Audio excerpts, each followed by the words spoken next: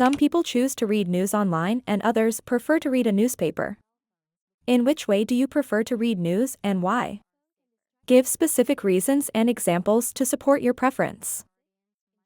I prefer to read news online because firstly, it's more convenient and accessible, as with just a click of a button, I'm provided with news on various sources, and instead of waiting for the delivery man or visiting the newsstand.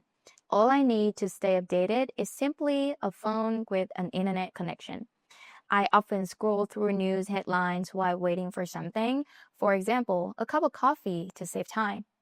Plus, reading news online allows me to explore more on the content that I'm interested in. For example, the other day, I was reading about the new tax imposed by the government. Then I got really curious about when we need to pay tax and what kinds of tax one has to pay. And somehow there was a link on that very topic I've just thought of at the end of the article, and I can dive right into it. I think that's something we cannot do with a physical newspaper.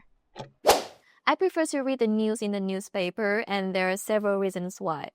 First off, I tend to be focused more when I read from a newspaper because there are no distractions.